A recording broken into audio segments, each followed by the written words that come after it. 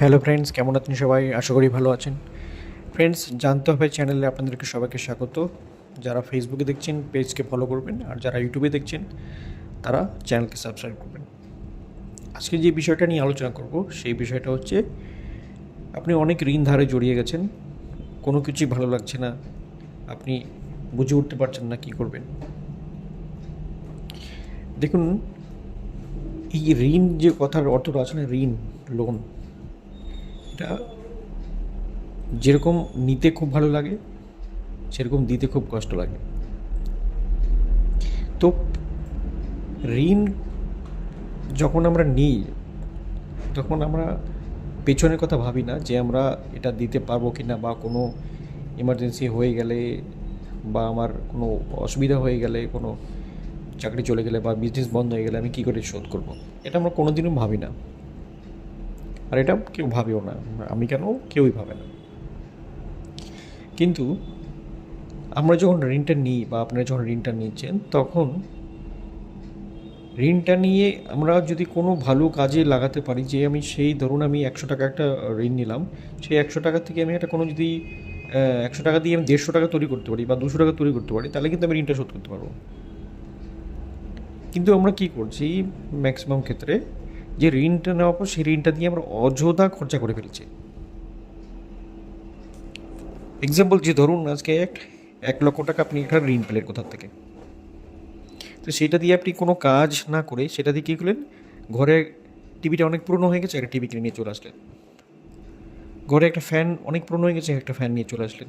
একটা ফ্রিজ অনেক পুরনো হয়ে গেছে, বা মোবাইলটা অনেক পুরনো হয়ে গেছে, একটা মোবাইল নিয়ে চলে আসলেন। আমরা এই জায়গাটাই আমরা ভুল করে থাকি।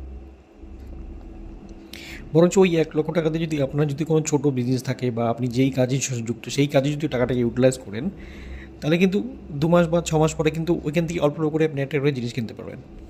কিন্তু আমরা সেটা করি না, বা আমাদের মাইন্ড সেট আপ এরকম হয়ে থাকে যে আমার পাশের বাড়ি, ওর কাছে 32 ইঞ্চি টিভি আছে, কালার টিভি, আমার কাছে ছোটো টিভি, আমিও নিয়ে আসবো একটা। আমার পাশের বাড়ি, ওর কাছে 220 সিসি বাইক, আমার কাছে একটা 100 সিসি বাইক, আমিও নিব এটা। বা ওর কাছে 4 হুইলার আছে, আমার কাছে নেই। বা ওর ঘরে এসি আছে, আমার ঘরে নেই। এই যে কিছু পারিপার্শ্বিক আমাদের যে অযথা যে আমাদের চাহিদাগুলো থাকে না, এই চাহিদার জন্যই আজকে কিন্তু আমাদের ম্যাক্সিমাম ফ্যামিলিতে কিন্তু আজকে ঋণে জর্জরিত। দেখুন, আজ থেকে ঠিক 15 বছর 20 বছর আগে কিন্তু এই জিনিসগুলো ছিল না।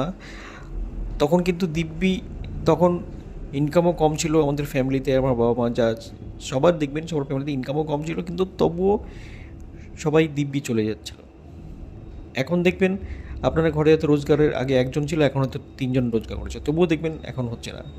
কেন কি জানেন? ওই এক্সট্রা আনুষাঙ্গিক খরচাগুলো।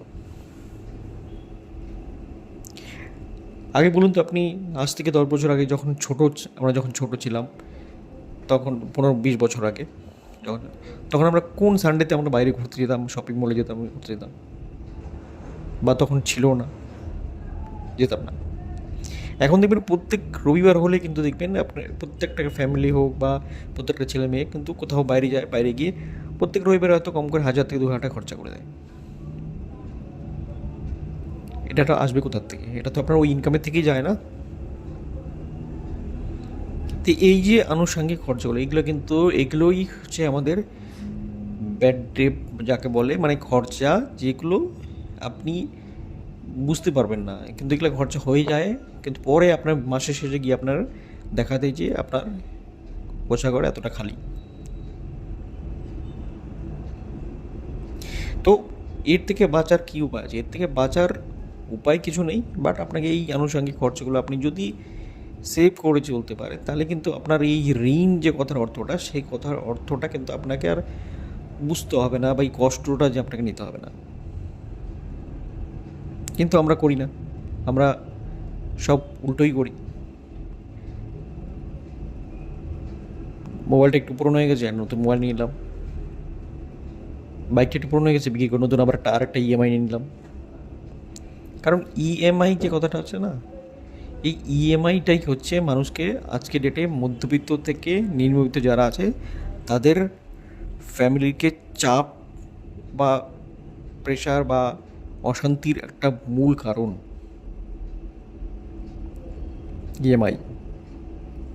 এমনও লোক দেখেছি আমি যে প্রত্যেক দিন ইএমআই আছে, প্রত্যেক দিন ইএমআই মানে যে সাপ্তাহিক কিস্তিগুলো হয় যেগুলো মাইক্রো ফাইন্যান্সের, আজকে এটা কিস্তি, কালকে ওটার কিস্তি, পরশু ওটার কিস্তি চলছে। তো একটা লোক কত টাকা রোজ ইনকাম করতে পারে যে প্রতিদিন সে ইএমআই দিতে পারে?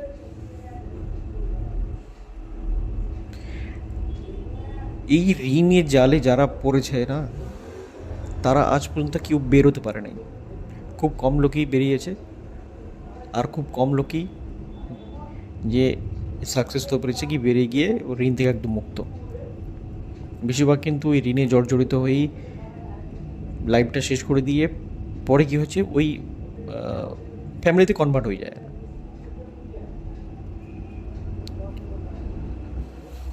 বন্ধুরা, ঋণ যারা এই আমার ভিডিওটা শুনছেন, জানি না আপনার বয়স কত, এই ঋণ থেকে আপনি যত দূরে থাকবেন আপনার লাইফ, আপনার ফ্যামিলি সবাই কিন্তু সুখে থাকবে, শান্তিতে থাকবে। যেদিন থেকে আপনি ঋণের খাতার নাম লেখাবেন সেদিন থেকে মনে করেন যে আপনার লাইফে একটা অশান্তির জায়গা একটা তৈরি হচ্ছে। সেটা যে কোনো ঋণ হতে পারে। আজকে আপনার ইনকাম আছে, আপনি ঋণ নিয়ে নিচ্ছেন, ঠাকুর না করুক, ভগবান না করুক, কোনো দিন এমন হয়তো সিচুয়েশন আসলো যে আপনার ইনকাম বন্ধ হয়ে গেল, সেই সময় আপনার ঋণ এমন একটা মনে হবে বোঝা, তখন কিন্তু আপনি আর কোনো পথ থাকবে না। যেটুক ইনকাম সেইটুক দিয়ে আপনি চলার চেষ্টা করুন। ঋণ ইএমআই নেওয়ার চেষ্টা করবেন শেষ পর্যন্ত যাতে না নিতে হয়। কারণ এই ঋণ নিয়ে আমি কত ভিডিও বানাই জানেন? কারণ এই ঋণের আমি যা দেখেছি লাইফে, আমি 2-5 বছর, হয়তো আমার এই বয়সে আমার মতো আর কেউ দেখেনি।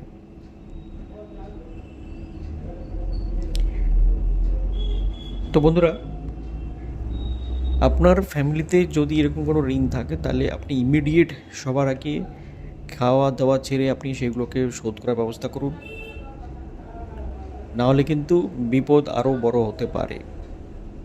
ইএমআই যদি থাকে ধীরে ধীরে সব শোধ করুন, নতুন করে নেওয়ার দরকার যদি না থাকে তাহলে নেবেন না।